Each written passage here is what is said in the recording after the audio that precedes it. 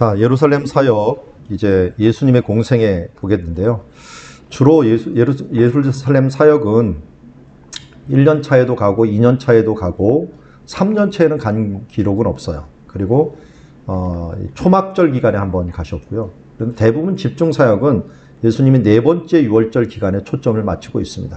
그래서 요한복음에 기록되어 있는 맨 처음 유월절 갈 때는 성전 청결을 하는 요한복음 2장에 나오는 사건과, 그리고 두 번째 유월절은 베데스다 연못에 가갖고 38년 된 병자 고치시는 것, 3년차 유월절에는 오병이어 기적이니까 예루살렘에 갔던 기록은 없어요. 근데 3년차가 끝나고 6개월 지난 다음에 간 지역 중에 하나가 바로 이제 초막절 기간에 예수님께서 가셔갖고 또 예루살렘 사역을 하십니다. 이게 이제 기록이 있고요. 그 다음에는 마태, 마가, 누가 모두는 예루살렘의 마지막 사역인 이것에 초점을 맞추고 있어요. 요한복음은 자세히 이제 쪼갰지만 이게 공관복음에는 이 부분들만 다루고 있기 때문에 지금 토요일부터 그 다음 주일까지, 그러니까 일주일 하고서 이제 9일간의 여정이죠. 저는 이 날을 이제 위대한 9일이라고 얘기를 하는데, 공관복음의 반을 여기다 하려 할 정도로 예수님의 구원 사역에 해당한다. 그래서 제가 다시 한번 말씀드리는데,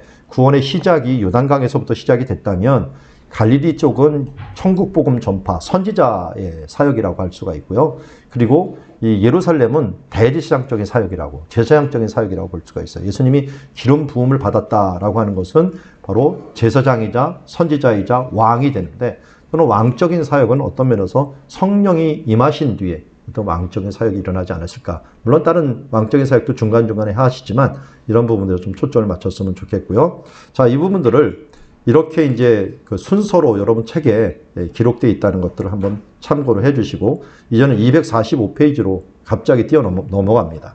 넘어가서 마지막 사역이었던 예루살렘 사역, 예수님께서 이처럼 사랑하여 죽으시다라고 하는 사역으로 넘어가도록 하겠고요. 자, 여기에 예루살렘 지형을 먼저 우리가 공부하는 게 좋습니다. 예루살렘은 이렇게 다윗성, 성전산, 윗성, 이 구역이라고 부르고요. 골고다 구역으로 나누게 됩니다. 모두 700m 이상으로 되는 지역이고요. 주변에 있는 산이 감람산 아래 겟세마네 동산, 멸망산이 있고 세 개의 골짜기가 있는데요. 그 부분들을 함께 볼게요. 여기 보면은 세 개의 골짜기가 있습니다. 골짜기가 먼저 이제 지도를 다 보면, 여기 보면은 성이 맨 처음에 예루살렘이 여기예요. 맨 처음에 예루살렘. 그리고 나서 모리아산이 바로 위에요. 모리아산 위에. 이게 성전산이 되는 거예요. 그러니까 솔로몬까지는 여기까지 성전이 된 거예요.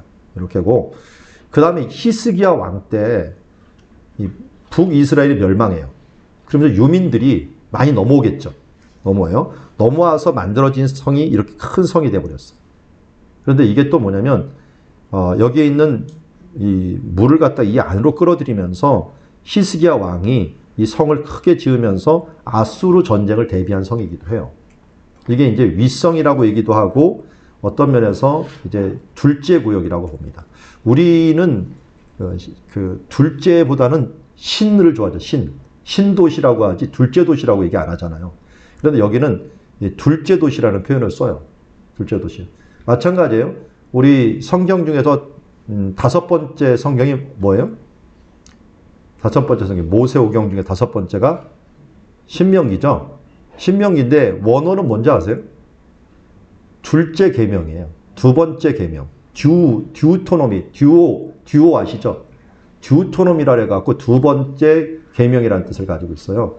그러니까 이게 우리 개념하고 좀 틀린 거예요. 우리는 무조건 새로 하면 신이라고 얘기하지만 이 사람들은 두 번째라고 생각을 하는 것처럼 여기 신도시라고 얘기를 하는 게 편해요. 우리는 신도시가 세워졌는데, 우리 개념으로는 그런데 여기는 두 번째 도시다, 이렇게 얘기를 하는 것이다, 이렇게 생각하시면 되겠습니다. 그래서 여기를 위치를 보면은 여기가 다윗성이 1번이고요. 그 다음에 성전산이 2번 지역이 두 번째로 세워졌고, 여기가 세 번째로 세워진 거예요. 그럼 네 번째가 있는데, 이 네 번째는 예수님 시대 때는 이 밖에가 골고다였어요. 골고다. 바뀌었어요. 그런데 우리 축 먹어 죽은 헤롯 아시죠? 축 먹어 죽은 헤롯이 굉장히 로마의 지지를 많이 받았어요. 그래서 성을 이렇게 넓게 잡았어요. 이렇게 크게. 그게 흔적이 나와 있어요. 근데 예수님이 죽으신 다음에 이게 성 안으로 들어온 거예요. 골고다가. 그렇지만 예수님 있을 때는 골고다는 성 밖이었어요. 그래서 1, 2, 3이 주로 있는 지역이고, 딱 한 번 이렇게 했다가 짓자마자 망해버렸어요. 짓자마자 예루살렘이 멸망을 해버린 거죠. 그러니까 별로 의미는 없지만 어쨌든 골고다 지역이 있다. 그래서 여기 보면 1번 지역, 2번 지역, 3번 그리고 여기가 골고다가 4번 지역이 됩니다. 그래서 예루살렘 볼 때는 이런 식으로 보는 게 좋아요. 이런 식으로 보는 게 1, 2, 3, 4. 그것도 지금도 참 예루살렘이 희한하게 돼 있어요. 네 사람들이 갈라서 가지고 있어요. 이쪽이 유대인, 이쪽이 아랍인, 그 다음에 위에 쪽은 기독교인인데 이쪽은 그냥 기독교 통합. 이쪽은 기독교인 중에서 예루살렘에 주저앉은 사람이 있어요. 아르메니안 정교회. 아르메니안 정교가 여기 특이하게 이쪽에 있어요. 그러니까 위쪽은 기독교인 지역이고요. 이쪽 아래쪽은 유대인하고 지금 이 아랍인하고 분배를 받았는데 요 성전사는 아랍인이 가지고 있어요. 아랍인 쪽이 가지고 있습니다. 요 성전사 아래쪽 여기까지만 유대인들이 갖고 있는 거죠. 그래서 이런 식으로 좀 구분을 해놓았는데 이 성을 보는데도 우리가 다윗성, 성전산 그리고 둘째 구역 뭐 신도시죠. 신도시 그 다음에 골고다 이렇게 보시면 딱 좋을 것 같고요. 여기에서 또 놓치지 말아야 될 건 골짜기입니다. 골짜기인데 이 골짜기가 기드론 골짜기가 흘러가요. 이 성 예루살렘 성 바로 앞에 동쪽으로 흘러가는데 요 성을 만드는 것 중에 하나가 이 중앙골짜기가 하나가 있어요. 중앙골짜기. 뭐 치즈골짜기라도 부르긴 하는데 뭐 부르는데 성경에서는 근데 여기를 갖다 막데스라고 표현해요. 막데스. 쑥 들어가 있는 지역이다. 여기로 해갖고 다윗성이 만들어진 거예요. 이게 배꼽 같은 지역이에요. 그리고 여기에 다른 데는 성전산 있고 이쪽 위쪽 산 있고 감람산 있고 멸망산이라고 하는 게 이쪽에 있거든요. 그래서 산들이 주변에 많아요. 그러니까 산들에 둘러싸여 있는데 성전산을 만들면서 여기를 연결을 시켜버린 거예요. 여기를 연결시킨 걸 갖다 오벨이라고 불러요. 오벨을 높이 쌓았다라고 하는 게 성전산하고 연결을 시켜버립니다. 자, 그리고 기드론 골짜기에 있는데 중앙 골짜기가 또 내려오고 또 멀리 흰놈의 골짜기가 남쪽과 이쪽 서쪽과 남쪽을 둘른 거예요. 흰놈의 골짜기가. 그래서 기드론 골짜기하고 다 합쳐지게 돼 있어요. 이 내려가는 이 길은 기드론 골짜기라고 불러 그냥. 내려가는 길은 흰놈의 골짜기, 중앙 골짜기, 기드론 골짜기. 그래서 포크 모양으로 만들어져 있다 하는 것들. 이것을 가지고 다윗성이라고 하는 원래 예루살렘입니다. 여기가 원래 예루살렘. 그 다음에 성전산 그리고 윗성 혹은 이 신도시 둘째 구역이라고 표현하고 있고요. 이쪽은 골고다 지역이다. 이렇게 아시면 되겠습니다. 자, 이걸 보면은 또 이렇게도 볼 수가 있어요. 아까는 이쪽에서 쳐다본 거예요. 이쪽에 쳐다보니까 성전산 있고 다윗성 1번, 2번, 여기가 마가드락방 있는 데가 3번, 4번 이렇게 돼 있거든요. 방향을 바꾼 거예요. 이리 보고 저리 보고 바꿔야죠. 뭐. 여기 보면 이 다윗성, 성전산, 마가드락방 이게 2구역이 바로 이게 되고요. 2구역이라고 하는 것, 골고다가 이렇게 있습니다. 그래서 예루살렘이 복잡하지만 구조적으로 딱 보면서 시작을 해야지 사역을 알 수가 있어요. 남쪽에서 보면 이렇게 돼요. 예루살렘 원래 다윗성이었던 곳, 성전산이 있고 이제 산이 감람산이 이쪽에 보여요. 이쪽이 기드론 골짜기고.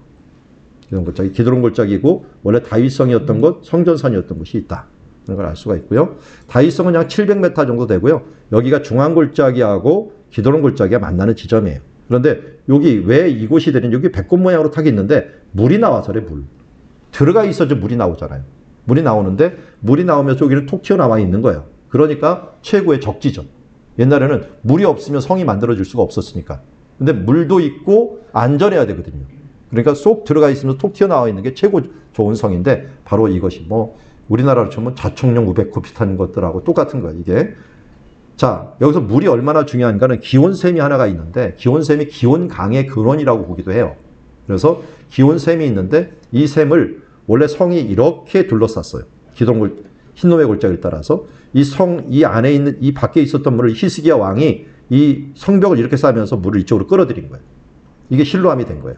실로암은 보냄을 받았다는 거지 이렇게 보냄을 받은 건데 직선으로 오면 되지 이렇게 삐뚤빼뚤하냐. 여기에 다윗의 무덤이 있어요.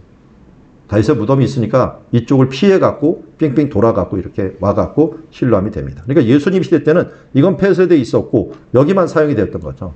그래서 실로암 물은 기온샘에서 나오는 물이었고 이 물을 갖고 정결 예식을 행하고 하는 일들을 행했던 것을 봅니다. 그래서 물뿐만 아니라 정결 예식도 같이 행했기 때문에 나중에 그 맹인이 여기 와서 눈을 씻었잖아요. 그러면 어떻게 보면 정결 예식을 행한 거예요. 여기 와서. 자, 예수님의 유월절 움직임을 보면은 이렇게 볼 수가 있어요. 토요일 날 네 번째 유월절은 토요일 날이에요. 39번. 토요일 날 기름 부음을 받고 이게 마리아를 통해서 기름 부음 받는 거죠. 그리고 40번에 벳바게에서 승리에 입성을 합니다. 승리에 입성을 해요. 그 다음에 41번 월요일 날 성전 청결을 해요. 성전 청결. 사람들 쫓아내죠. 그 다음 화요일 날 논쟁에 얘기하고 감람산에서 심판에 대한 부분들을 이야기합니다.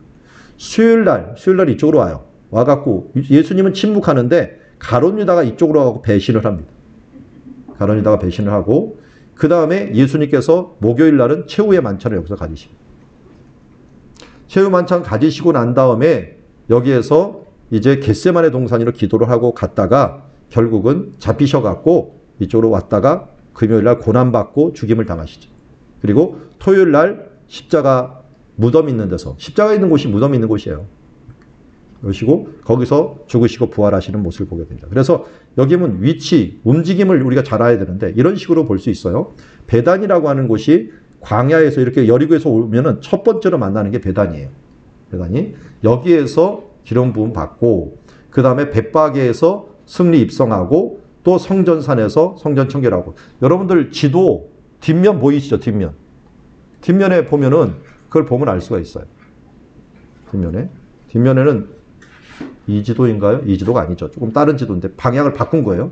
바꾼 건데 벳바게부터 시작을 해갖고 들어오시고 성전산에서 일어난 사건이 성전 청결, 논쟁, 심판, 그리고 베다니로 가셔서 또 침묵, 그리고 다락방에 가셔갖고 마가다락방에 가갖고 성찬 및 기도를 하시고 골고다에서 고난받으시고 죽으시고 골고다에서 무덤 계시다가 골고다에서 부활하시는 사건이 바로 예수님의 위대한 구일입니다. 그걸 하나하나 따라갈게요. 이제 여러분 베다니 찾아보세요. 지도에서.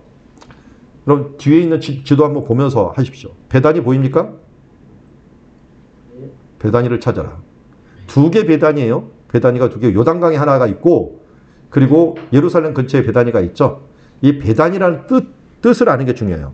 벳은 집이고요. 아니라고 하는 게 있더라고요. 아니가 가난한 자는 거예요. 가난한 자의 집이라는 뜻이에요.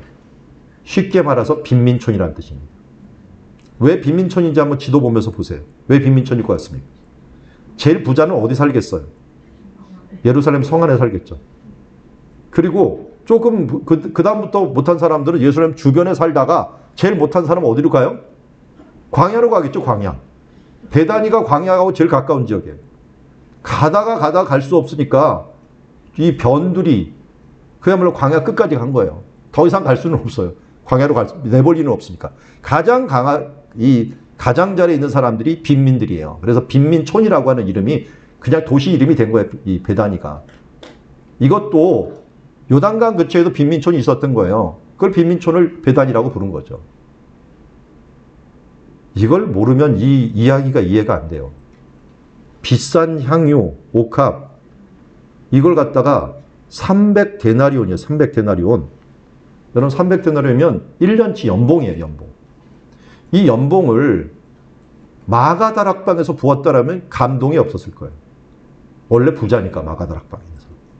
그런데 베다니는 하루 벌어 하루 먹기 힘든 사람들이거든요. 이 사람들이 중에서 이걸 드리니까 사람들이 놀라 자빠지는 거죠. 이 가난한 동네에서 이 사람 이걸 가난한 사람에게 주는 게 낫지 않느냐라고 이야기하는 거예요. 그런데 요한복음 12장에 뭐라고 얘기합니까? 그는 도둑이라. 누가 말한 거예요, 이거? 가룟 유다가 말한 거예요. 돈깨를 맞고 거기 나는 것을 훔쳐감이라는데 훔쳐간다라고 하는 표현이 뭐냐면 이게 미완료형을 써요. 지속적으로 훔쳐가고 있다라고 하는 걸 얘기해요. 요한이요. 마지막으로 성경 썼잖아요. 그러니까 요한이 쓸 때는요. 사람들 다 죽었어요. 나사로도 죽었고 마리아도 죽었고 가룟 유다도 다 죽고 이제 마지막 쓰니까 못 쓸 사람이 없는 게 못 쓸 이야기가 없는 거예요. 그래서 자세하게 다 써버립니다. 누구한테 피해갈 것도 없으니까. 그래서 잘 쓰면서 가룟 유다를 회상을 하는 거예요. 가장 옆에 있었으니까. 지속적으로 도둑질에 갔던 사람이다. 어떤 학자들은 성경을 좀 삐딱하게 보는 사람들이 있어요. 가룟 유다도 예수님을 어떻게든지 시험해 보려고 메시아로 등장하게 하려고 했다라고 하느니 또 욱해갖고 했다느니 잠시 실수를 했다느니 하는데 그걸 막기 위해 갖고요. 요한이 지속적이다 이거는. 고의적이고 지속적인 범죄를 계속했다. 예수님이 아는 거 뻔한데 이 부분들을 계속했다는 걸 강조를 하고 있어요. 그런데 마리아는 어떻게 했어요? 마리아는 지금 향유옥합을 빼갖고 머리에서 빼갖고 예수님을 그리스도로 만드는 지금 작업을 하고 있잖아요. 감히 자기가 기름 부을 자격이 없으니까 발을 씻으면서 내가 이런 자격 없는 자로서 했는데 하나님은 이 여인을 기름 붓는 여인으로 만들어준 거예요. 향유옥합이 최고 귀한 기름이거든요. 그래서 자기의 모든 것을 들여갖고 예수님께 기름 부음으로 예수님은 복음 전하는 모든 것에 이 여인이 한 일이 기억될 것이라 해서 마태, 마가, 누가, 요한에 다 기록되어 버려요. 이게 예수 그리스도께서 기름 부음 받은 거예요. 아마도 마리아는 뭐가 이렇게 감사했을까요? 자기 여기 나사로 무덤, 자기 오빠 살린 거. 이거 하나만으로도 그는 충분히 감사할 수 있었어요. 오늘 오빠가 죽으면요. 결혼하지 않은 여자들은 어떻게 되는지 아세요? 고아가 됩니다. 주인 없는 사람이 돼버려요. 그래서 친척 집에 다른 데를 가거나 아니면은 누구한테 팔려갈 가능성이 있어요. 그러니까 남자가 옆에서 보호해준다는 게 대단한 거거든요. 근데 거기다가 살려까지 줬고 자기의 기도를 들어주고 말씀을 들어준 것에 대해서 이 감사해갖고 이 최고의 감사를 하나님께 드린 거죠. 자, 그 다음날 예수님께서는 주일날 벳박에 있습니다. 벳박에. 이 박에라고 하는 말이 파괴인데 이 파괴라고 하는 말이 어떤 의미를 갖고 있냐면 이 설익은 무화과 나무라는 뜻이에요. 무화과 중에서도 좀 늦게 여는 게 있고 일찍 여는 게 있는데 이 설익은 무화과인데 여기에 보면은 이 지역 자체가 약간 이렇게 그늘이 진 지역이기도 해요. 그늘이 진 지역이다 보니까 좀 그런 경향이 나타나는가 뭐 그런 것은 잘 모르겠고 하여튼 벳박이라는 이름을 갖고 있고요. 이 안에 들어가면 이게 있는데요. 자, 이 앞에 있는 이 부분이 바로 그 예수님이 그 제자들에게 그 나귀를 가져오라고 부탁을 하고서 앉았다라고 하는 장소로서 유명합니다. 앉았다라고 하는 장소로서 지금 만들어진 곳이 여기 있고요. 예수님께 여기서 제자들이 가서 맞은편 마을로 가서 메인 나귀와 나귀 새끼가 있는 것을 보리니 풀어 내게로 오라 라고 얘기합니다. 그래서 나귀 새끼를 풀어 오라 그랬죠. 나귀 새끼를 지금 풀어 오라 그랬는데 저도 이 사진을 좀 찍기 위해 갖고 하나님께 기도를 하고 와서 2007년에 찍은 건데 하나님 제가 이제 6월절도 되었고 이제 부활절 가까이 됐으니까 우리 본교에다가 사진 하나 좀 보내게 해주세요. 그래갖고 나귀 하나 찍을 테니까 좀 허락해 주십시오. 해서 갔더니 웬걸요. 이런 도시화가 돼갖고 나귀가 볼 수가 없는 거예요. 그래서 할 수 없이 한 30분 정도 헤매다가 관광용 나귀가 있더라고요. 1불 주고 같이 찍는 거 한번 찍고서 그냥 내려오고 있었어요. 길을 이쪽을 이렇게 내려오고 있었는데 내려오는데 갑자기 이게 보이는 거예요.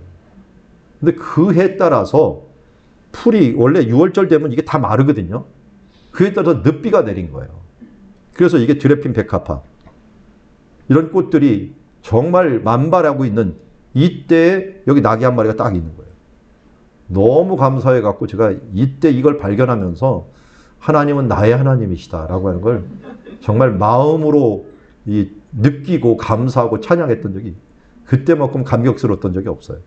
가갖고 막 찍었죠. 그랬더니 이 나귀 주인이 아니라들 오는 거예요. 애들이 오더라고요. 애들이. 왜 찍냐고 갑자기.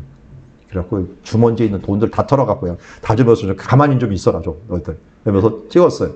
다 찍고 나서 여기 또 성전이 있잖아요. 여기 성전산이 있는 쪽에. 그러니까 배경도 너무 좋은 거예요. 이게 100만 불짜리 사진입니다. 이런 사진이 없어요. 이거 화질을 좀 더 큰 사진으로 했으면 크게 뽑을 텐데 그렇게는 못 해갖고 지금 좀 아쉬운데 다시 이런 사진을 찍을 수 없을 것 같아요. 어쨌든 날씨도 맞고 시기도 맞고 이 나귀도 맞았는데 막 찍다가 보니까 성경을 나중에 보면 나귀와 나귀 새끼가 함께 있는 것을 볼 것이라는데 저는 이거 찍다가 어미 있는지 몰랐어요. 나중에 사진 뒤져보니까 어미가 있더라고요. 여기. 어미가 이것도 묶여 있더라고요. 이렇게. 야, 이건 정말 저는 있는 줄도 몰랐던 이 나귀가 이거 찍느라고 어린 나귀 찍느라고 오는데 여기 나와 있던 것을 보면서 참 하나님께서 여호와 이레다 확실하게 준비를 했구나. 그래서 이 나귀를 데리고 오면은 새끼는 그냥 딸려오는 거예요. 그냥 딸려오는 거랑 마찬가지예요. 나귀를 데리고 오라는 거예요. 데리고 왔는데 예수님께서 나귀를 타셨어요. 왜 나귀를 타셨는가? 이거 스가랴서 9장 9절에 나오는 말씀, 어린 나귀를 타셨다, 겸손의 왕이다 라고 하는 표현도 있지만 하필이면 왜 나귀를 타셨을까? 근데 이 나귀를 타는 일이 꼭 뭐하고 갔냐면요, 여기 나귀를 타고 성전으로 들어간 사람이 구약에 있어요. 성전은 아니고 그때는 성막이었죠. 누굴까요? 솔로몬. 솔로몬이 왕위직이 시할 때 다윗이 마련해 놓은 나귀를 타고서 왕위직으로 들어갔어요. 똑같은 방향이에요. 동쪽에서 서쪽으로 들어갔는데 그때 왕 만세 만세 불렀던 그런 때가 있었는데 예수님이 꼭 그런 거예요. 그런데 다윗이 탔던 나귀도 아니고 다른 사람이 탔던 나귀도 아니고 아무도 안 타본 나귀. 만왕의 왕, 최초의 왕이니까요. 그리고 겸손의 왕이니까요. 섬김의 왕이니까요. 그래서 그 나귀를 타고 들어간 모습을 보게 됩니다. 들어갈 때 사람들이 여기 지금 뭐하고 있어요? 지금 뭐하고 있는지 보시면 귀신 모양, 귀신 놀이 하나요? 이 사람 여기 깔고 있는 중이에요. 여기 깔고 있는 중. 제가 여기 있는 이 신부한테 물어봤어요. 이 사람 대체 뭐 하냐 그랬더니 지금 여기 바닥 깔고 있는 중이라 그랬다. 바닥. 예수님 가시도록 깔고 있는 중이라 그러더라고요. 그래서 이 하늘에는 평화여 가장 높은 영광 하면서 얘기했는데 호산나, 지금도 이걸 축하하는 예식이 있는데요. 종료주일만 되면 이렇게 사람들 꽉 찹니다. 여기 대한민국 보이죠? 극성맞은 우리 대한민국 사람이 여기 가갖고 대한민국 평화통일 적어놓고서 막 노래하면서 하는데 약간 좀 신비주의적인 그런 경향성이 있는 사람들이 주로 와갖고 이때 노래하고 있더라고요. 그래서 각 나라 언어로 모든 사람이 와갖고 노래 부르면서 행진을 해요. 정말 줄줄이 가면서 계속 행진하는 모습을 보게 됩니다. 그리고 이때 부르는 노래가 호산나예요. 호산나. 호산나는 사실 초막절에 부르는 노래거든요. 초막절에 호산나 이 노래를 성전을 통하면서 우리를 구원하소서 부르는 노래인데 이게 6개월이 지난 다음에 우리를 구원하서 여기서 또 부르는 모습을 보게 됩니다. 그러면서 예수님을 보내서 뭐라면 이스라엘 왕이요라고 해요. 이미 지식인들은 알았던 거예요. 나귀 타고 행진하고 사람들이 오는 거 이게 뭐냐? 이거는 왕이 즉위식이다.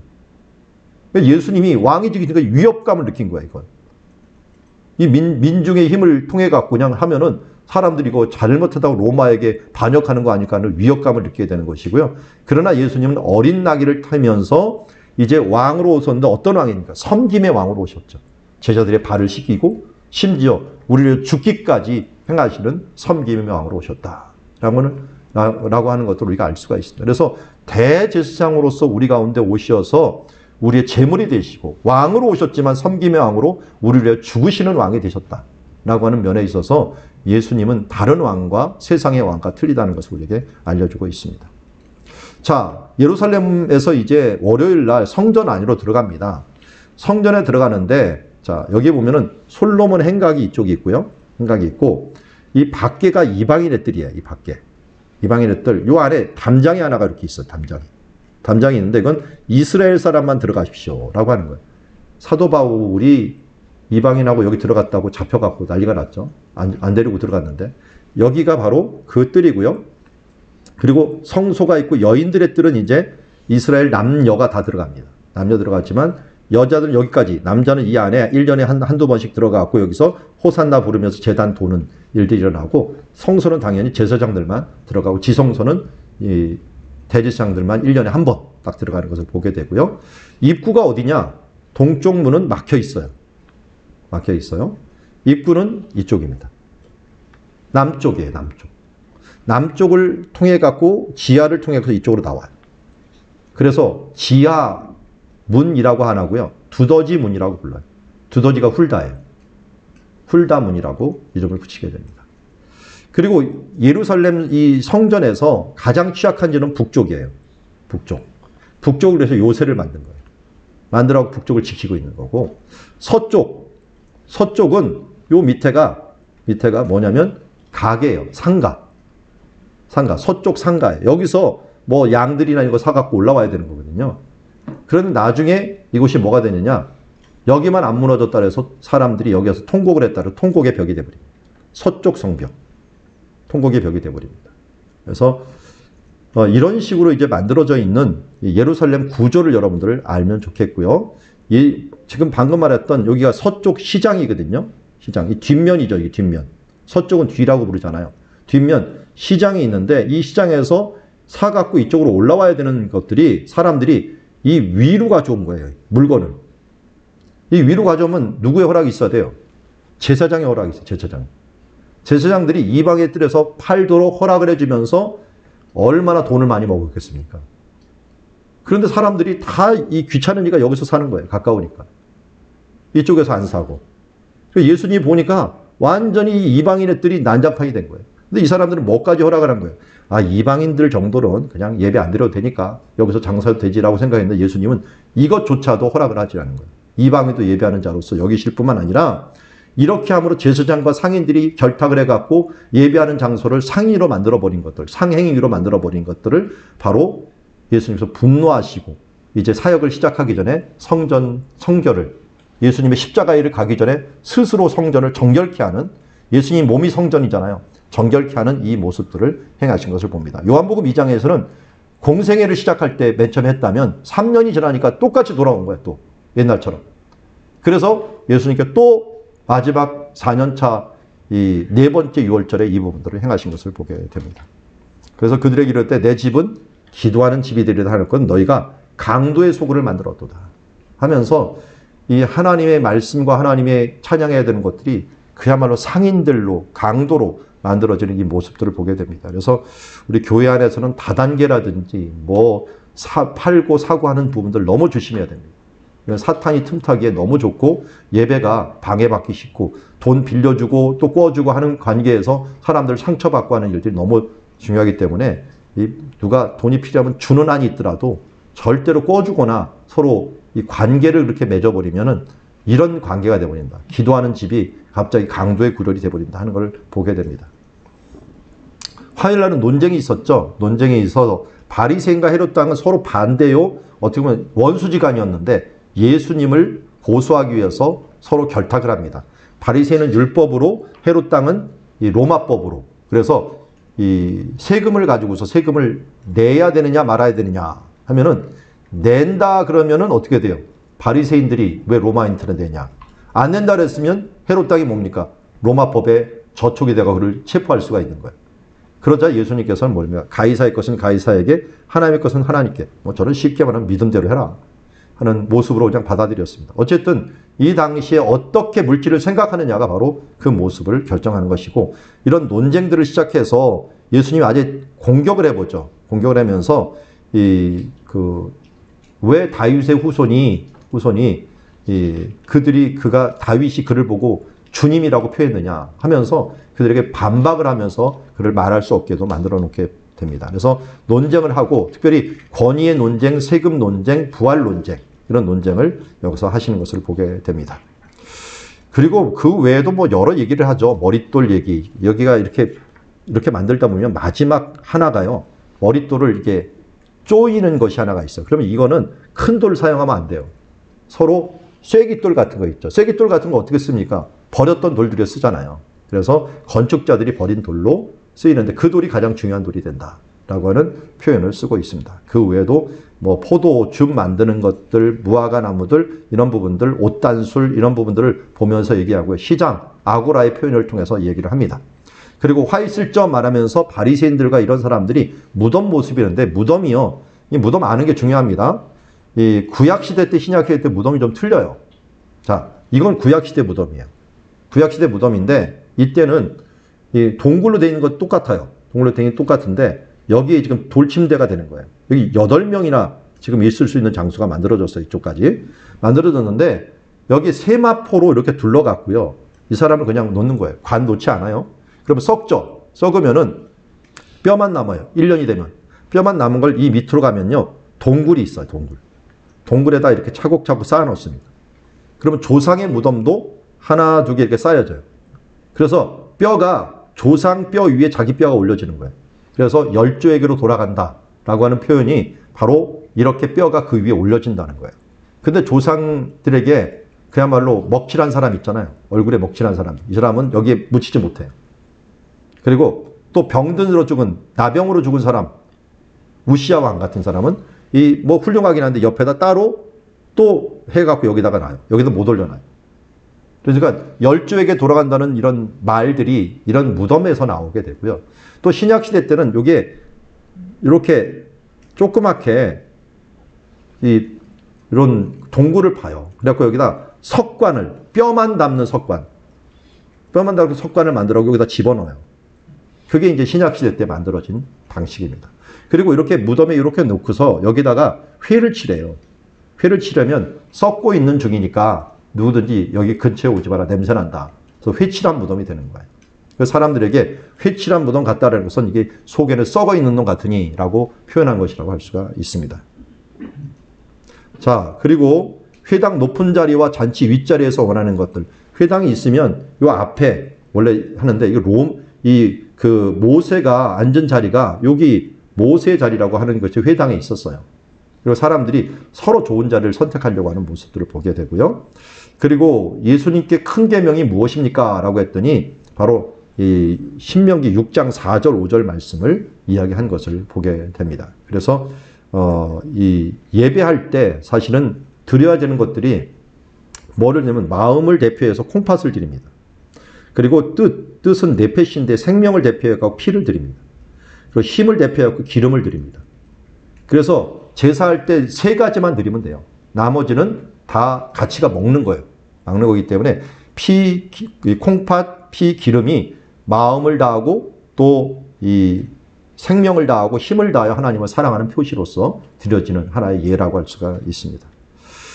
자, 헌금에 대한 부분들도 마찬가지인데요. 헌금 드리는 게 여인들의 뜰에 이런 기둥 같은 곳에 이렇게 돼 있었어요. 그래서 드리고 있는데 하나님은 뭘 보신 거예요? 예수님은 그가 상대적인 걸 본 거예요. 얼마나 많이가 아니라 상대적으로 어떤 마음 자세로 드렸는가 하는 부분을 드렸는데 두 렙돈이 전 재산이었기 때문에 가장 많이 드렸다라고 얘기를 하시는 거죠.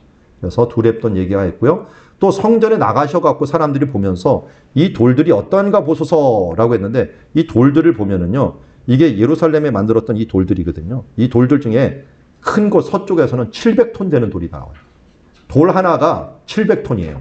이거 어떻게 굴려왔는지 어떻게 가져왔는지 몰라요. 근데 헤롯이 그렇게 만들어버렸어요. 그러니까 이 밑에 만들어 놓은 이 돌들은요. 그야말로 2000년이라고 흔들리지가 않아, 기초가. 그게 헤롯이 만들어 놓은 돌인데 이런 돌을 또 입체적으로 이렇게 만들었네, 입체적으로.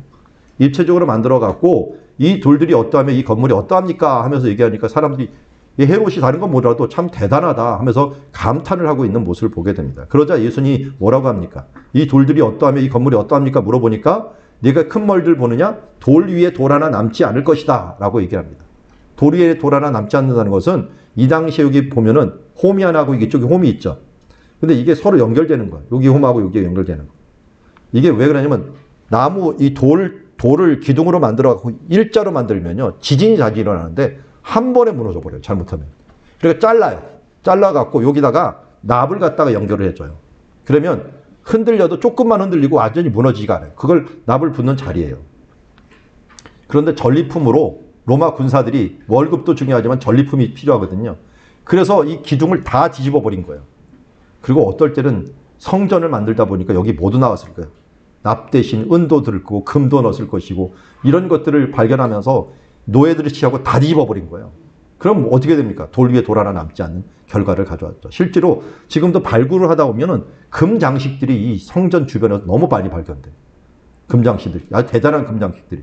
지금도 발견될 정도로 이 이스라엘 백성들은 최고의 성전을 만들었기 때문에 이런 데 넣어놨을 가능성이 높아요. 그러니까 사람들이 다 까뒤집어 버린 거죠. 돌 위에 돌 하나 남지 않는 일들이 발생하게 된 것을 봅니다. 그러니까 이것이 하나의 예표이죠. 그래서 예수님께서 미혹을 받지 않게 주의하라 라고 했는데 요한계시록에 나오는 7인 재앙이나 예수님께서 말씀하시는 24장에 나오는 이 재앙들의 모습이 서로 짝을 이루는 게 많아요. 그래서 우리가 이 마지막 그 예루살렘이 멸망할 것도 얘기하지만 마지막 때를 함께 보여주는 그런 예언이라고 할 수가 있습니다. 그래서 난리와 난리, 뭐 대적, 지진, 기근 이 모든 부분들이 바로 그런 이 7인 재앙하고 닮아 있다 하는 것을 알 수가 있고요.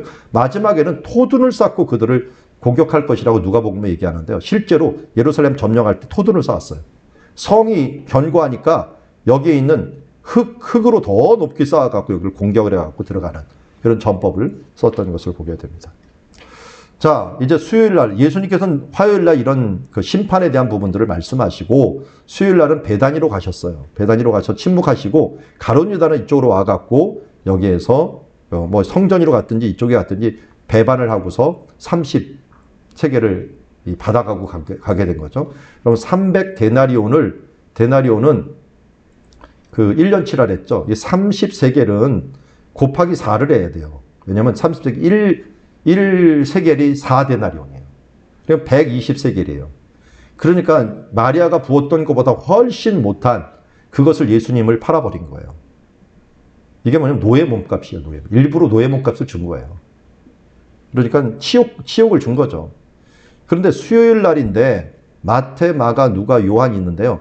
이게 마태, 마가, 누가, 마태하고 누가복음에서는요, 요거를 같이 엮어요. 이렇게 엮어요. 이 마리아가 기름 붓는 사건과 가룟 유다가 배반하는 것 수요일 날 다 배치를 해요. 그런데 요한이 이걸 수정을 해요. 이거는 6월절 엿새 전에 있었던 거야. 원래는. 근데 왜 여기다 갖다 놓습니까? 제가 말씀을 드렸더니 이 공간복음이라는 게 갈릴리 사역 따로 하고 예루살렘 따로 했죠. 유대인들 습관 보면요. 한 장소에서 일어난 사건을 다 기록해. 그리고 나서 다음 장소로 이동을 해요. 그러니까 여기에 일어난 사건들을 이 가룟 유다하고 같이 일어난 거예요. 이 사건들을 같이 일어난 사건들을 한꺼번에 기록을 해버리는 거예요. 그러면서 뭘 얘기하려면 비교를 하려고 하는 거예요.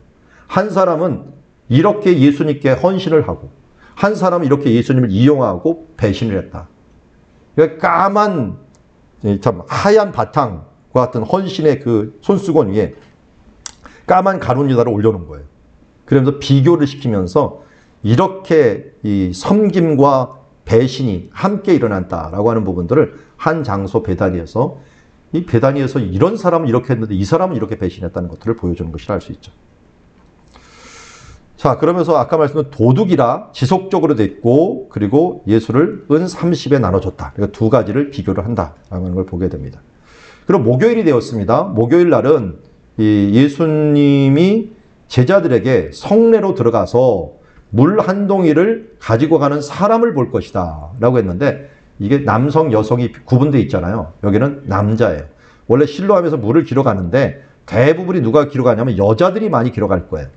그런데 이상하게 남자가 한 명 가지고 가는 거 볼 거다.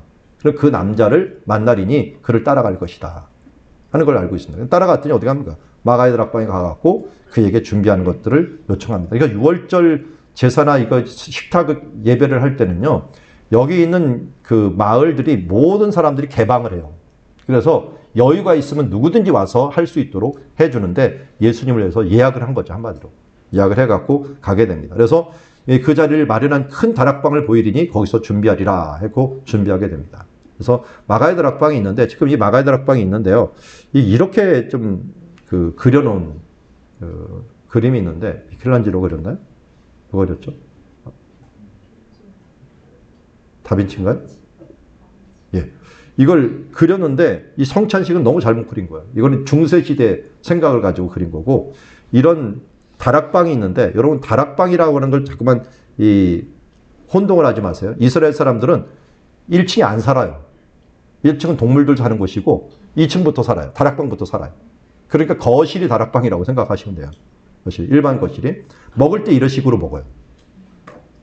디귿자 형식으로 먹습니다. 일자로 그렇게 길진 않아. 디귿자 먹는데 예수님은 어디 있느냐? 여기 계셔요. 여기에 상석이에요. 상석. 그리고 옆에서 수종 드는 사람들이 옆에 있고요. 이 베드로가 이쪽에 있는 거예요.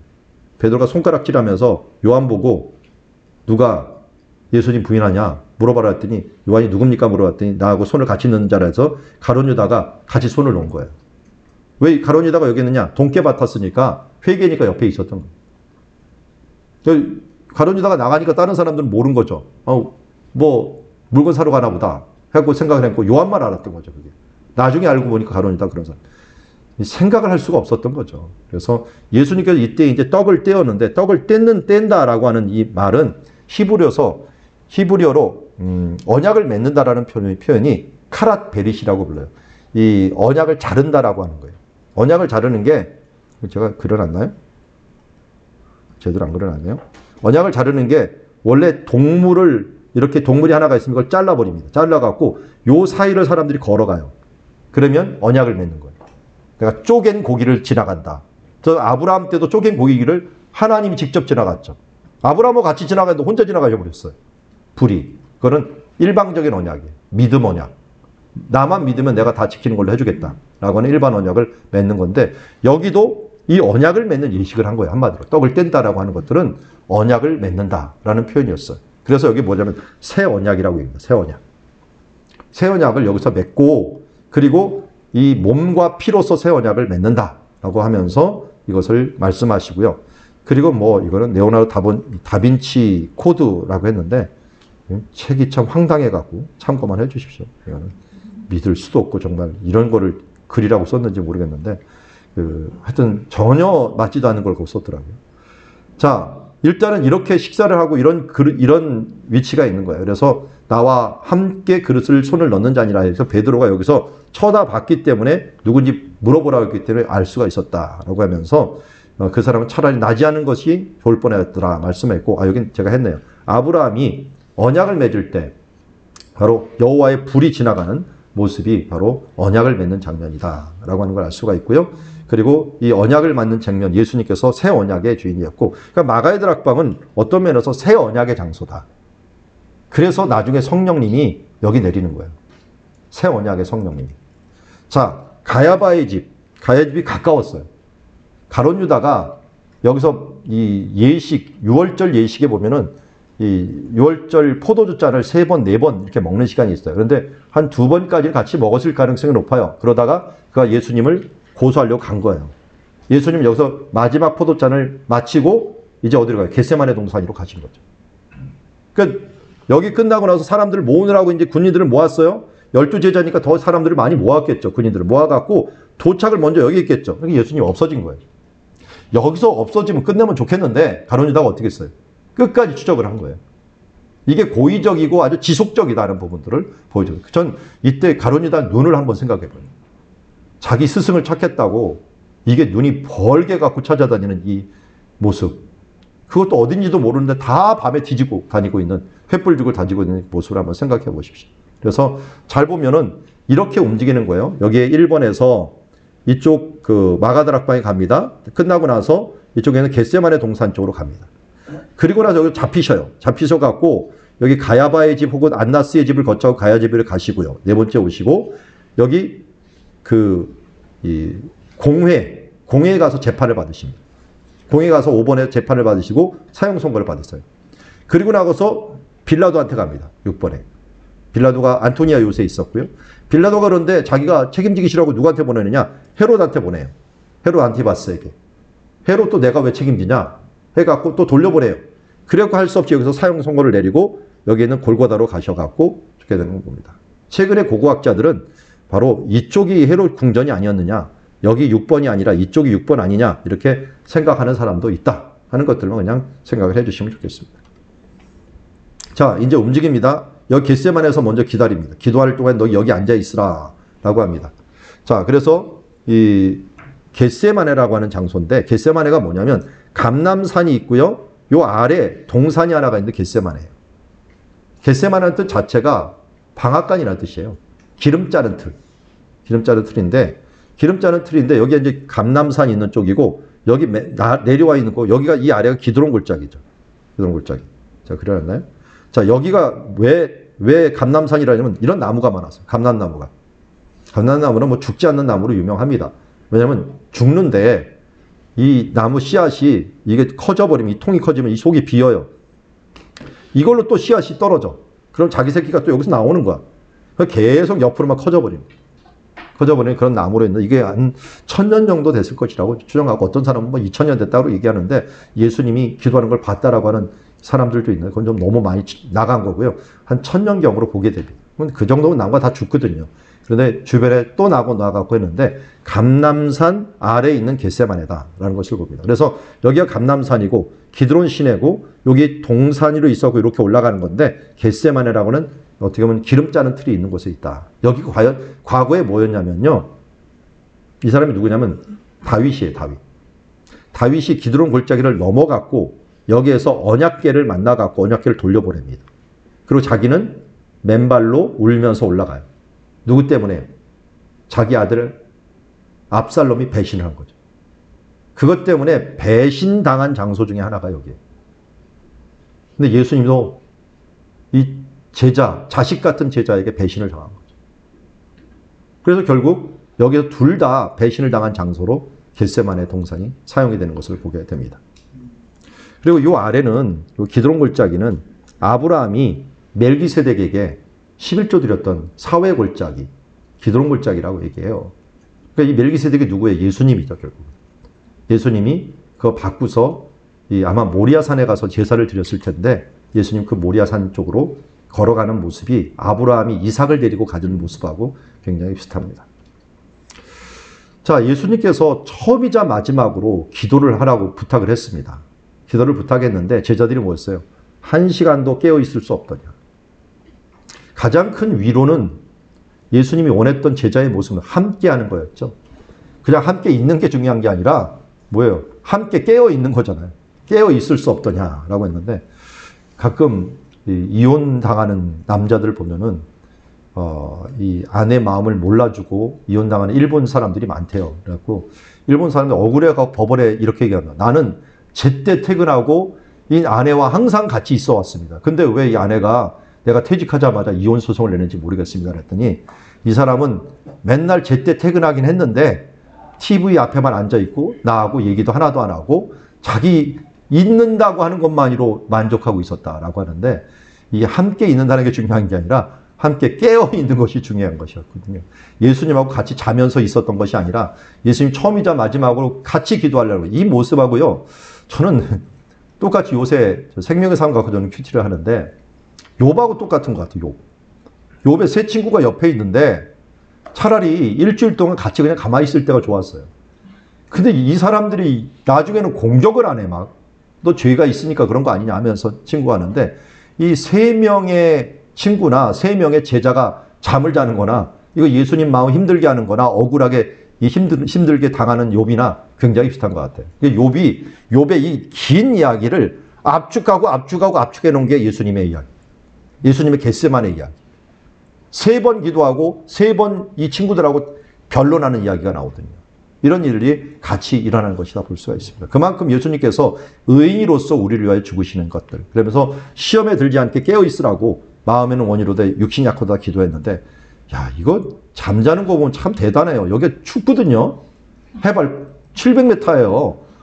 이때가 음력으로 우리나라 음력으로 2월이에요. 그럼 3, 4월경인데 되게 추워요. 얼마나 피곤하면 이렇게 잠자겠느냐 하는 것도 이해가 되지만 처음으로 부탁을 했는데 이거를 안 해준다는 것들 이거 좀 더 심한 거 아닌가. 아마 이 말 함부로 쓰지 마세요. 마음에는 원이로되 육신이 약하도다. 이거 제일 치욕적인 말 중에 하나입니다. 예수님께서 정말 내가 한시도 나한테 깨울 수 없더냐라고 부탁을 하는 거죠. 예수님이 기도할 때요. 이렇게 기도했다 그래서 힘쓰고 애써 기도하는데 땀이 떨어지는 핏방울 같이 되었다라고 했는데요.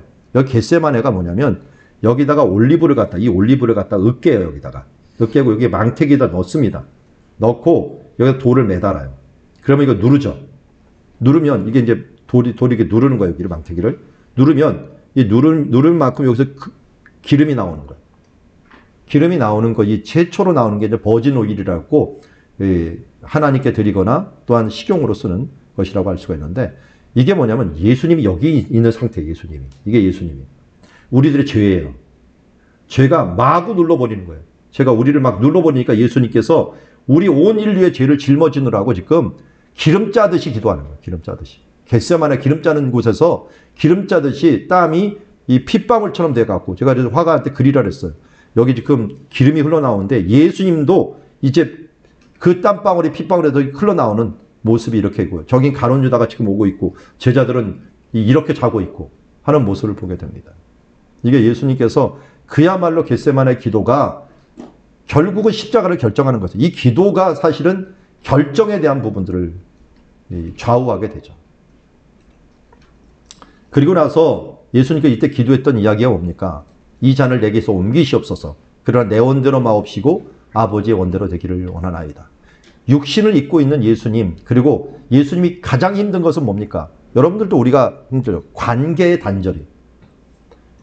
이게 죽음으로 관계가 단절되거나 부부가 찢어지거나 이 자녀들이 서로 찢어지는 일들이 벌어지게 되면 그것만큼 아픈 게 없어요. 그런데 예수님은 영원토록 함께 있었던 하나님과 함께 찢어지는 거잖아요. 갈라지는 것. 그게 가장 괴로웠던 거죠. 그런데 아버지의 뜻을, 이거 누구 때문에요? 우리 때문에 하나님의 아들이 갈라지는 일들이 발생하게 된 것입니다. 여기서 간절히 기도하시고 결국 기도하셨던 그 모습이 나중에 순교교회가 여기 있는데요. 스데반이 기도할 때 아마 이거 생각하지 않았을까요? 예수님이 기도하는 거, 순교할 때. 그 순교교회가 같이 있는 것을 보게 됩니다. 같이 기도하는 골짜기에 있습니다. 자, 이렇게 기도하시고 나서 결국은 잡혀갖고 이 안나스의 집과 가야바의 집으로 갑니다. 요한복음 18장에 보면은 먼저 안나스의 집으로 갑니다. 안나스는 그의 대제사장 가야바의 장인이다 라고 이야기를 하고 있고요. 그리고 가야바가 이제 왜 이렇게 대제사장이 자꾸만 바뀌느냐. 이 왕들이 헤롯 왕 가문이 제사장 임명권을 가져요. 계속 있으면 돈을 못 받거든요. 이 돈을 많이 내는 사람을 제사장을 해주는 거예요. 해줘갖고 더 많이 받는 것. 이런 식으로 제사장을 자꾸 바꿔버려요. 이 왕들이. 그런데 이 제사장들은 이걸 놓치지 않기 위해서 안나스는 또 장인이 돼갖고 서로 인척관계를 만들어버리는 거예요. 그래서 서로 권력을 가지고 있는 이런 제사장이 득세하는 사회가 돼버린 걸 보게 됩니다. 자, 예수님께서 끌려가갖고 거기에서 이제는 어디로 가냐면은 공회로 마지막으로 갑니다. 공회에 가고 재판을 받는데 이 재판받는 자리에서 예수님께서 다른 거는 다 인정을 하지 않는데 하나님의 아들이라는 걸 인정을 해버려요. 신성모독으로 사형 선고를 받으시죠. 이때 부인했던 사람이 베드로죠. 베드로가 3번 모른다고 부인을 하면서 나중에 여기 보니까 예수님의 얼굴하고 3번 나를 부인하면 생각나서 밖에서 심히 통곡했는데 주님께서 베드로를 보셨다 그랬어요. 부인할 때. 그러니까 서로 쳐다본 거예요. 딱 쳐다보는 게. 눈이 마주쳤겠죠. 얼마나 민망하겠어 베드로가. 자기가 결국 예수님 말씀한 대로 이렇게 되는 걸 알고 통곡을 하게 됩니다. 통곡. 그래서 베드로 통곡교회가 있는데 통곡교회에 여기가 닭이 있어요. 닭이.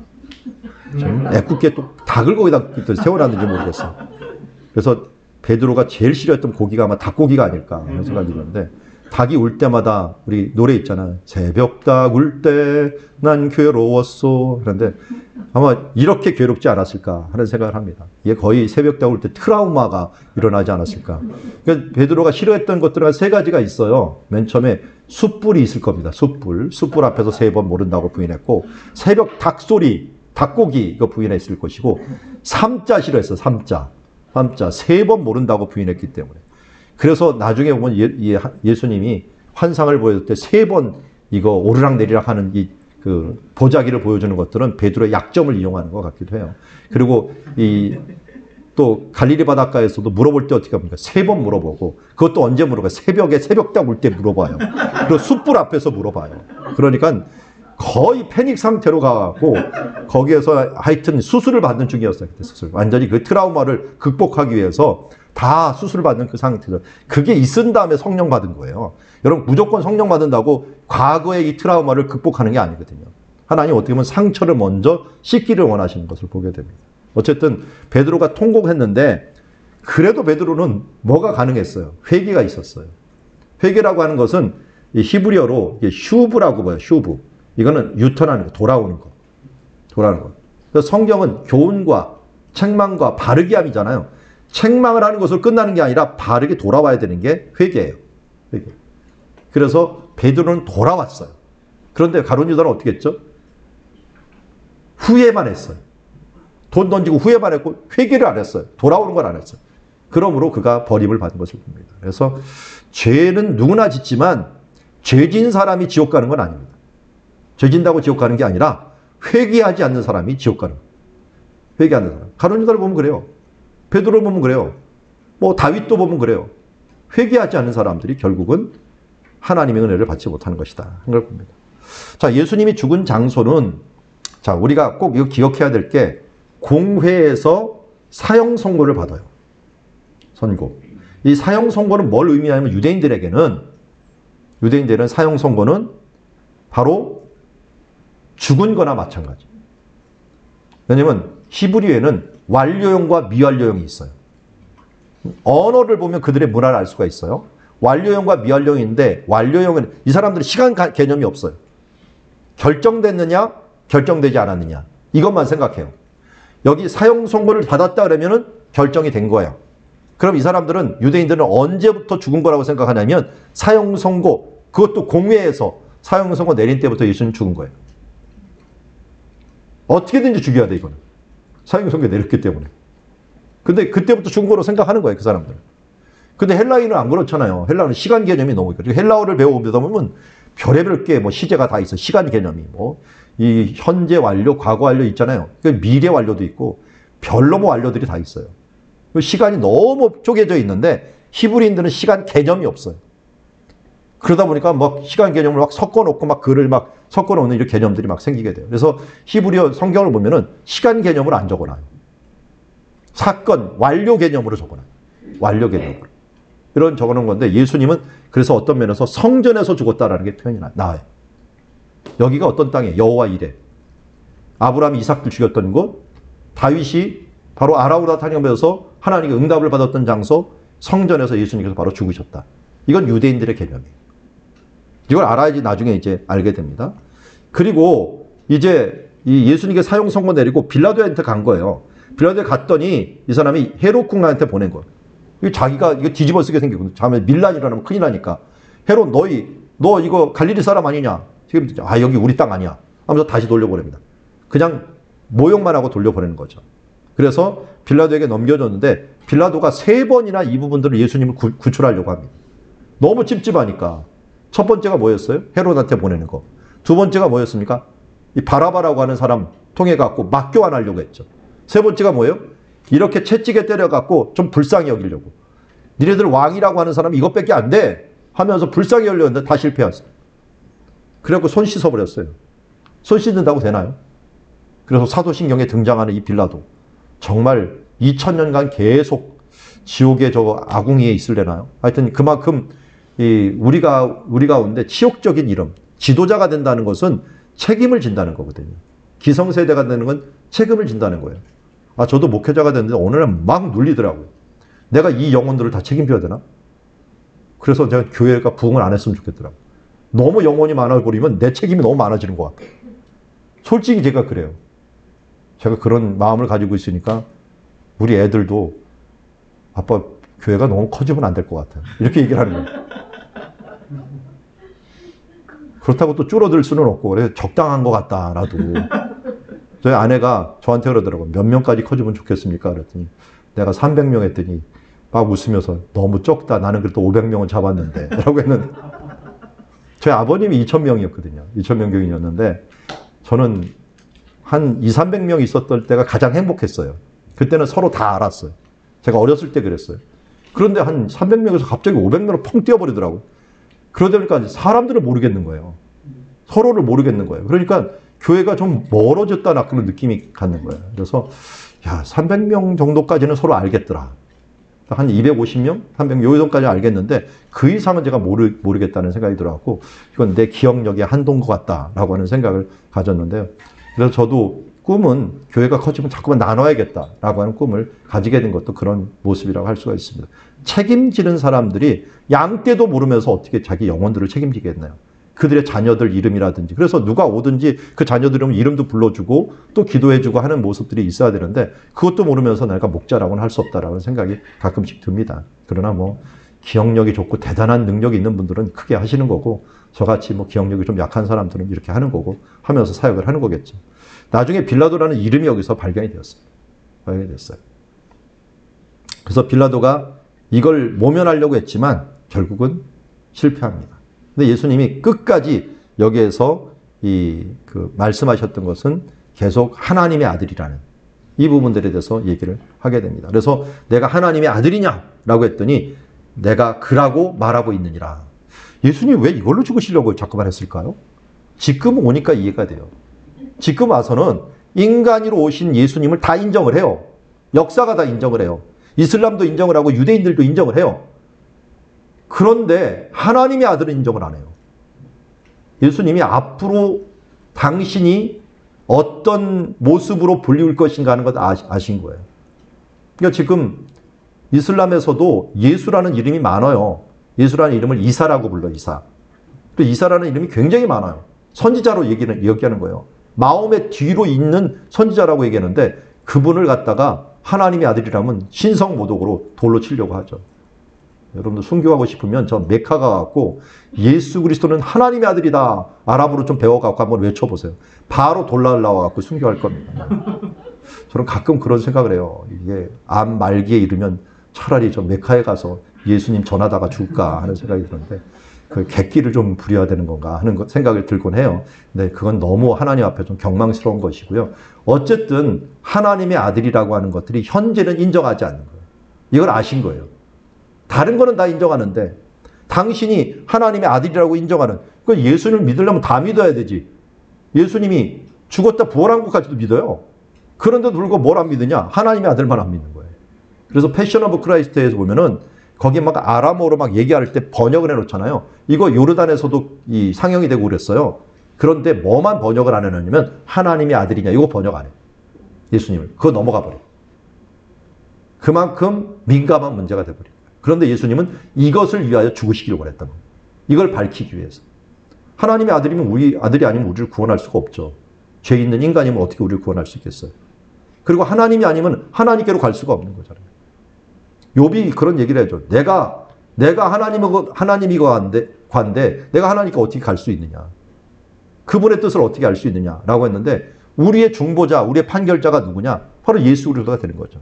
그러다 보니까 예수님께서 하나님이시니까 하나님께 가서 말씀할 수 있고 온전한 인간이니까 우리 인간들의 모든 걸 동정할 수가 있는 분이 되시는 거죠. 그래서 우리의 영원한 중보자가 되셨다 하는 부분들을 말씀하고 있는 것입니다.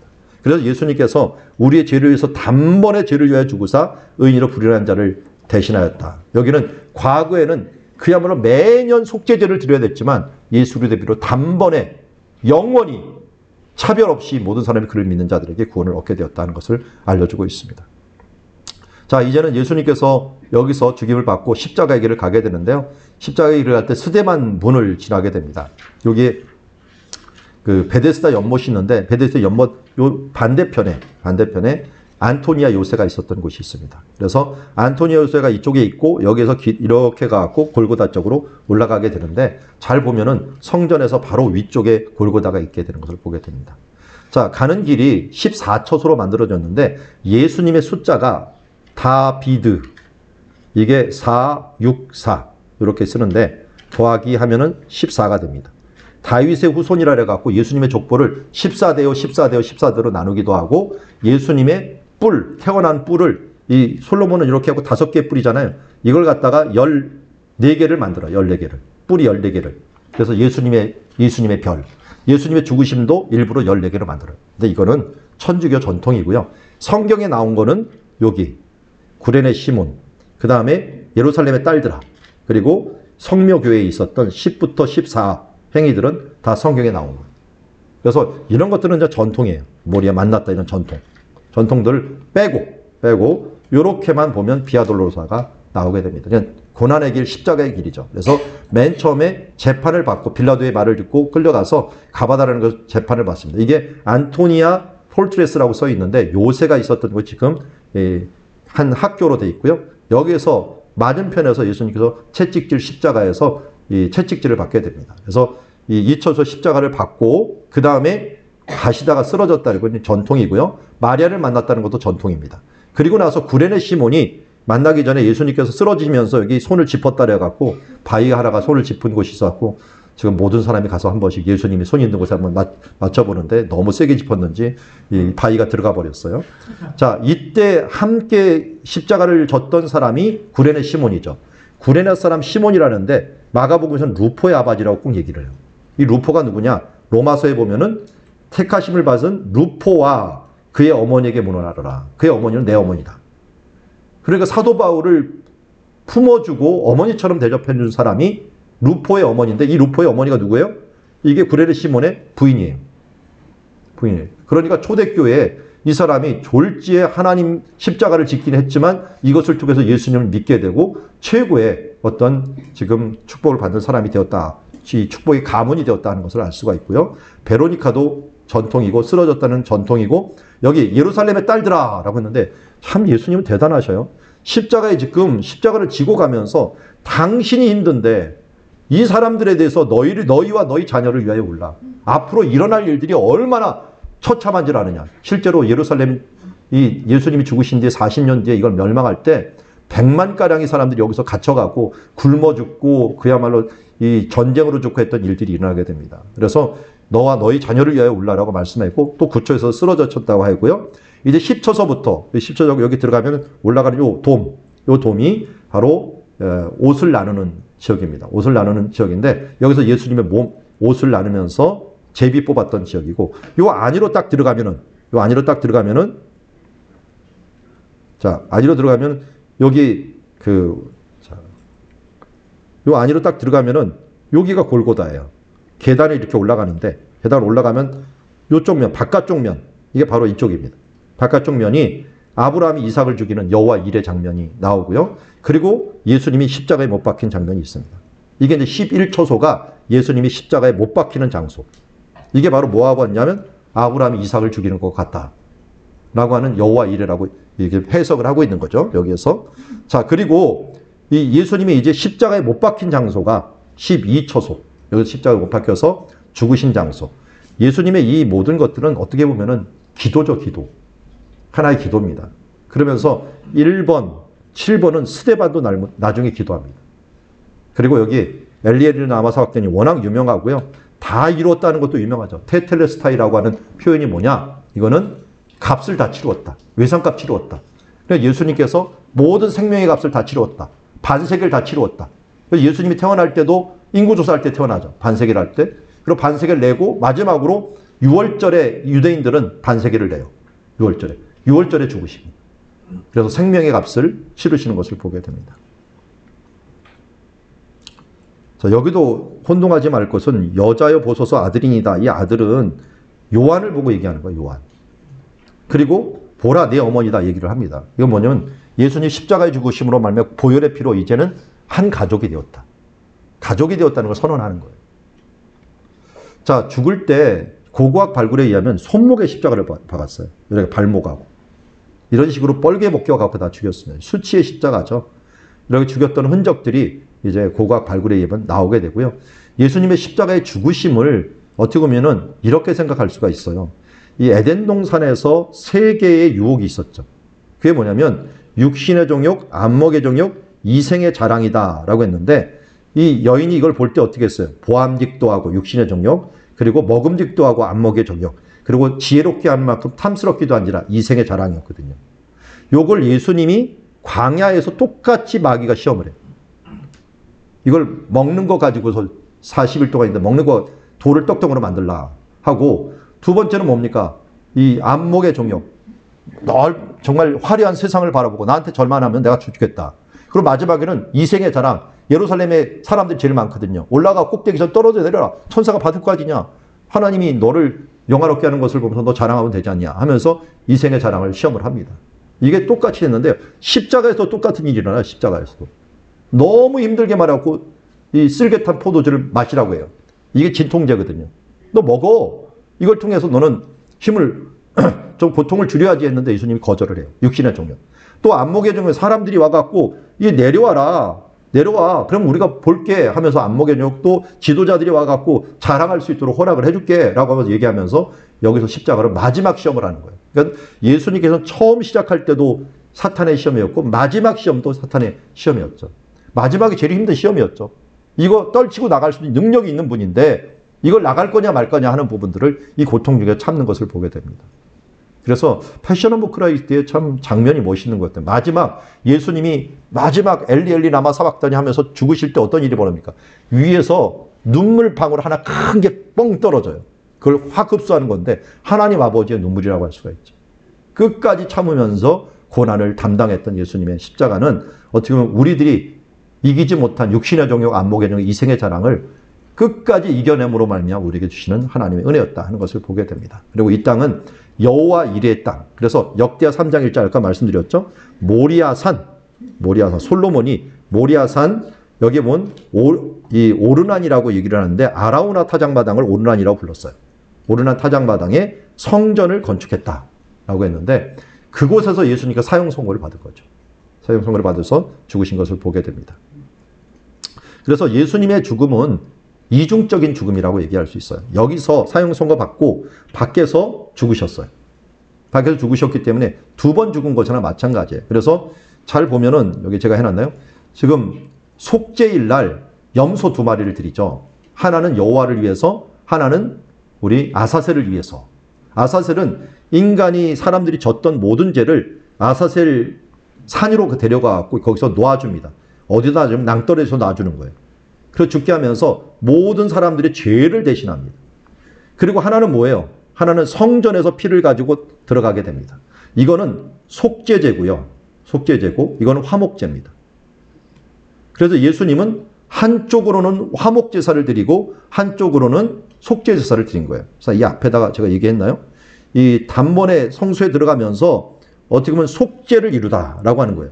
속죄를 이루기도 하고 또 우리와 하나님과 관계를 화목을 이루는 제사를 이루었다라고 하는 것을 보게 됩니다. 그래서 이렇게 이중적인 죽음을 하면서 한쪽으로는 예루살렘에서는 이 휘장을 열면서 하나님의 보좌에 나가는 길을 열었고 한쪽으로는 우리의 죄를 이 광야에서 다 버려지는 역할을 하시는 것이 바로 예수님이 하십니다. 그래서 이게 대속죄일 양으로 염소로서 우리를 위하여 죽으셨다 하는 것을 알 수가 있죠. 자, 그리고 여기에 있는 돌판, 이 돌판을 예전에는 피를 이렇게 쏟아갖고 이게 대속죄일마다 이 천사가 이를 피를 보고 넘어가도록 만드는 거예요. 그런데 이 피가 1년 효과밖에 없는 거예요. 그런데 예수님의 피는 영원한 피잖아요.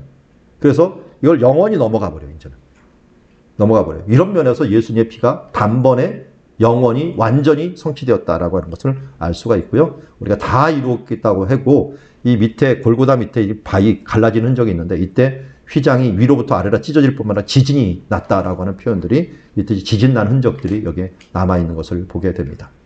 가끔 가다가 누가 죽였냐 얘기할 때 착각을 하는 때가 유대인이 죽였나요?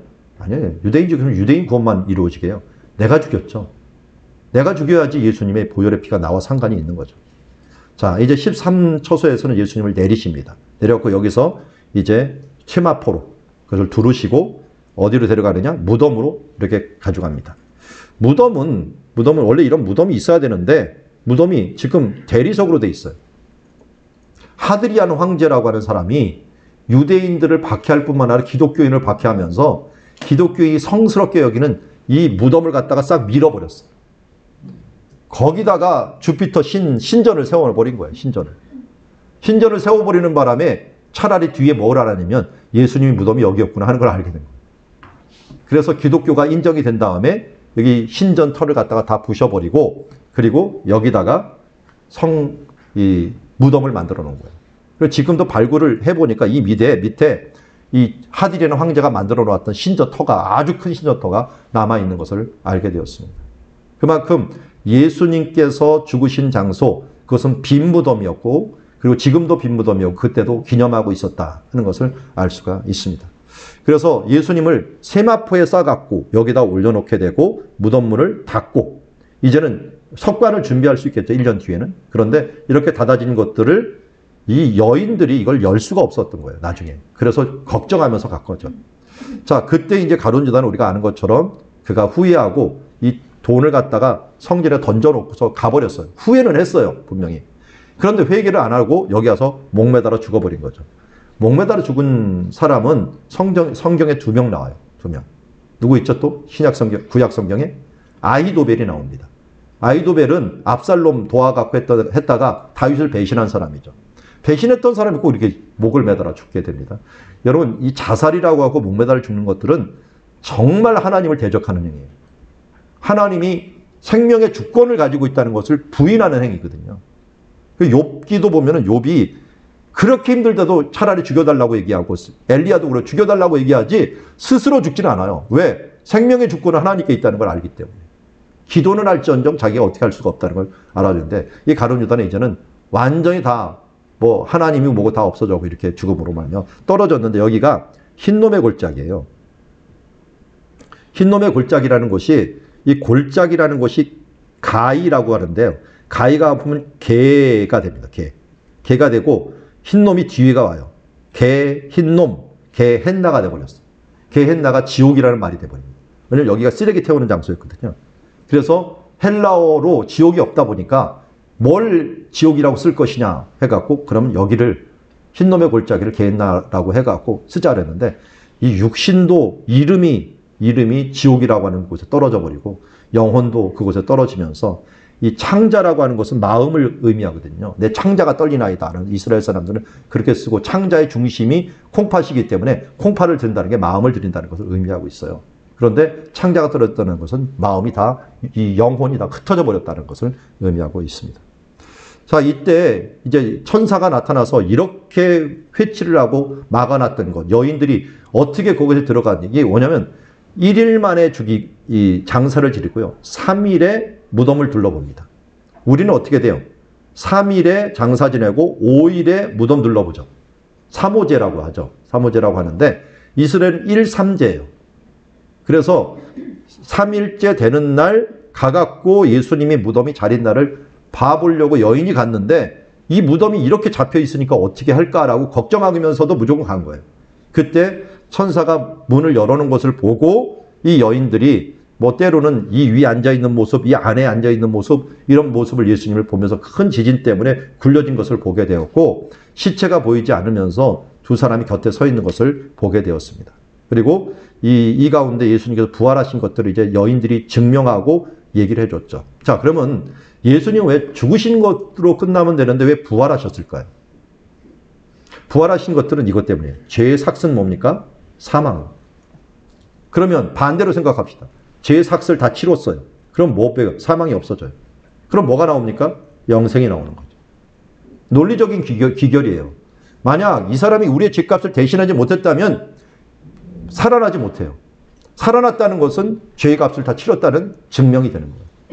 그러니까 예수님께서 우리의 죄값을 다 치렀기 때문에 첫 열매, 이것도 초실절에 부활을 하세요. 첫 열매를 거두는 절기에.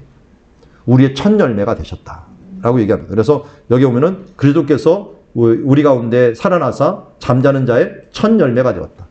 첫 열매를 거두는 초실절 열매가 되신 것이 바로 예수님이십니다. 그래서 무교절날 무덤에 계셨다가 초실절날 부활하신 거예요. 초실절날. 그래서 6월절이고 무교절이 7일이 지내요. 7일. 7일간 지나는데 여기 안식일이 한 번 오거든요. 안식일이. 안식 후 다음 날이 초실절이에요. 무조건. 초실절은 요일로 지키는 거예요. 요일로.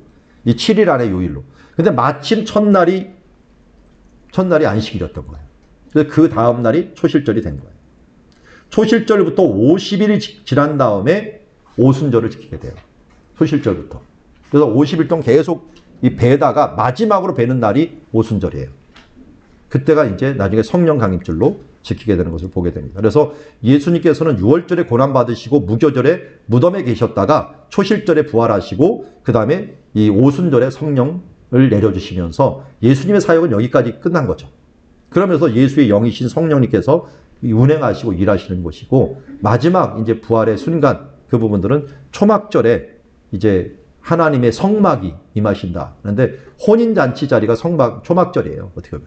초막은, 혼인잔치는 무조건 초막에서 하거든요. 마지막에 예수님이 또 초막절을 완성하시기 위해 이 땅에 오실 것이다 하는 부분들을 우리에게 얘기하고 있고요. 우리는 미리 이미 이루어진 일들을 아직이지만 이미 감사하면서 추수감사절을 지나면서 초막절에 감사를 드리고 있는 것을 보게 됩니다. 자, 예수님께서는 이 여인에게 갈릴리로 가라고 꼭 얘기를 했죠. 왜 거기 갈릴리로 가서? 그 전에 갈릴리로 가라 했어요. 우리가 잘 알듯이 갈릴리 가면 마태복음 28장에 오면은 가서 모든 민족으로 제자를 삼아, 이 말씀을 갈릴리에 가서 회복을 하고요. 거기에서 또 누구도 회복을 합니까? 베드로도 회복을 하고. 회복을 시키고 사명을 새로 주기 위해서 갈릴리로 가라고 말씀을 하십니다. 그리고 또 이때 누구를 만나는 엠마오의 두 제자를 만나죠. 엠마오의 두 제자. 어떤 사람은 이제 글로바라고 하는 이 사람을 얘기하고 그의 부인이 같이 가지 않았을까 이렇게 추정을 하고 있는데, 하여튼 글로바라는 사람이 같이 가는데 예수님께서 뭘 얘기하셨냐면 선지자의 글로 시작해갖고 성경에 쓴 것을 자세히 설명하십니다. 백문이 불여일견이라 했고요. 이 본 것, 이게 들은 것보다도 보는 게 좋습니다. 근데 보는 게 좋은데 보는 것보다 더 확실한 것은 논리적으로 이해하는 게 더 중요해요. 확실하게 이해하고 습득한 사람을 이길 수가 없어요. 그런데 예수님은 자기 모습, 부활하신 모습을 보여주는 것보다는 말씀으로 서서히 설명했어요. 그러니까 어떤 일이 벌어집니까? 엠마오로 두 가지, 여기 예루살렘이 있고 예루살렘에서 엠마오 추정지가 여러 군데가 있어요. 여러 군데가 있는데 뭐 그것까지 볼 필요는 없고요. 제가 추정하는 장소는 기럇 여아림이에요. 기럇 여아림. 기럇 여아림이라는 곳에서 사람들이 옛날에 언약궤를 놓았던 곳이거든요. 여호와의 궤가 있었던 곳. 계산을 해보면 뭐 20년 플러스 다윗 올 때까지 계산하니까 80년가량이 돼요. 굉장히 오래 있었죠, 여기. 오래 있었던 곳인데 기럇여에서부터 20년이 있었는데 다윗이 옮겨갈 때까지 거의 60년이 더 지나니까 80년가량 있었던 곳이니까 중요하니까 언약궤 대신 말씀 대신 예수님이 부활하신 다음에 여기 오신 거나 마찬가지예요. 그러면서 말씀으로 그들에게 감동 주시니까 그들이 뭐 했어요? 우리가 길에서 말씀하시고 우리에게 성경을 풀어주실 때 우리 마음속에 뜨겁지 아니하더냐. 그러면 이방인들에게 성령이 임할 때도 말씀 들을 때 임했거든요. 성령이 임할 때. 그래서 우리가 보는 것도, 그러니까 듣는 것보다는 보는 게 좋고요. 보는 것보다 더 중요한 것은 하나의 말씀을 내가 깨닫는 것이 중요합니다. 깨닫고 그 가운데 뜨거운 심령으로 변화될 때 이거보다 더 중요한 성령의 말씀은 없다는 걸 보게 됩니다. 저는 많이 보여주는 사람이지만 보여주는 것보다는 성령의 깨닫게 하심이 훨씬 더 중요하다라고 하는 것을 알려주고 있습니다. 자, 여러분들은 과전묘례가 안 나가지만 지도를 완성해 주시면 되겠습니다. 여러분 책들 뒤에 보면 지도가 있죠. 지도. 이왕이면 한번 그 책 말고요. 조그만 책 하나 얇은 거 있죠. 얇은 것. 얇은 게 지금 이런 지도 제가 그린 겁니다. 그러니까 여러분들이 강의 들으면서 좀 이 지도를 그려내가면 좋을 것 같아요. 이때가 아니면 또 언제 그리겠습니까? 한번 강의 들으면서 그려나가고 또 강의 들으면서 그리고서 연습하면 참 좋을 것 같습니다.